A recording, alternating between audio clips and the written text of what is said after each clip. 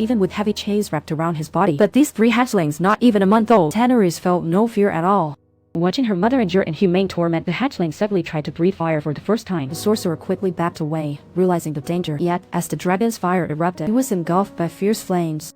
In the end, the wizard fell in pain and turned to ash, and the intense heat melted the chains around the hatchling's neck. At this moment, Daenerys finally realized the frightening side of her kid. To punish the blackguard who held her, Daenerys coldly ordered her men to lock him in a dark dungeon, letting the treacherous bear starve in despair. After that, she took her 3 children and left the city behind. They set off on a new path. As the hatchling Drogon grew larger, he could easily catch fresh prey in the sea, and then prepare roasted fish for himself. At this moment, Daenerys felt joy seeing her child grow. She held the most powerful force in the world, a dragon that could confront an entire army. However, Daenerys never expected that the fate of her 3 children would be quite tragic. To combat the relentless army of the dead, Daenerys sent her hatchlings into battle. Although they had started to grow in size, they were only 1 year old. Due to their lack of combat experience, Vermithrax was struck by an ice spear prepared by the Night King.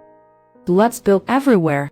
Vermithrax, in front of Daenerys, tragically fell into the icy lake. It was pulled out by many whites after the battle ended. Then the Night King cursed it with terrible magic, turning it into a weapon of war. However, the most tragic dragon was Daenerys' second son, Rhaegal. He was gravely injured after fighting the whites. He began to heal, but unexpectedly encountered an ambush at sea. In a haze, he was pierced through the neck by a sharp spear. He quickly sank into the bottomless sea. Daenerys, who lost 2 children in succession, broke down completely. In that moment, she saw kindness to the foe was cruelty to herself. She intended to avenge her children, but in order to save her eldest son Drogon, Daenerys ultimately chose to withdraw,